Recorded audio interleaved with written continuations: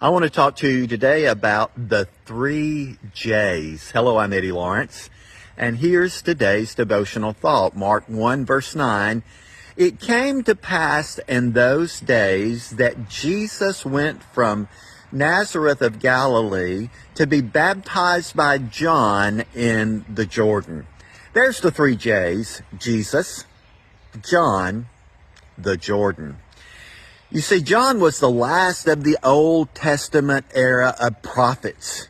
Jesus was the Messiah who's now on the scene to shift everything into the fullness of God's purposes. We're told that in the book of Galatians. In the fullness of time, God sent forth His Son.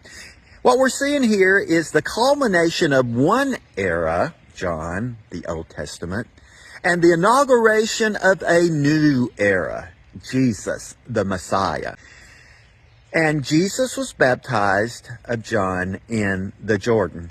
Now, the other Gospels tell us that John said, I need to be baptized by you. John recognized the supremacy and superiority of Jesus, but Jesus told John, no, let's do what the right thing is. Allow the right thing to be done, which was Jesus was baptized by John in the Jordan. He was identifying with the ministry of John. He was identifying with all those Old Testament prophecies concerning his coming and what he would accomplish. So he went down into the water. And next time we'll see what happened when he came up out of the water. God the Father even confirms all of this. But what we're seeing today is this time of change, this time of transition. And if you want to go back and think about the significance of the Jordan when Israel left Egypt, spent 40 years in the wilderness, then crossed over the Jordan in the land of God's promise. And we're going to see that Jesus here is baptized in the Jordan, and then he goes and spends 40 days in the wilderness. A lot of parallels are going on here. At the end of it all, we know Jesus is going to reverse the curse. He's going to restore what Adam lost.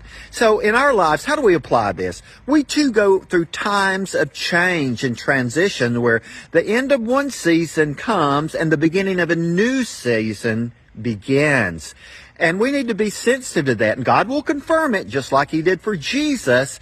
But we need to do it in an honorable way. A lot of times we kind of wipe our hands off. Well, I'm leaving this. And you shouldn't be that way. You should recognize what God has done in the previous season, thank Him for it, and transition in an honorable way so that you can receive the fullness of what God has planned in the new season. A lot more I'd like to say about this, but I need to go on. God bless you. Thank you for spending this time with me. Have a blessed day, and I sure appreciate it when you pass this on to other folks.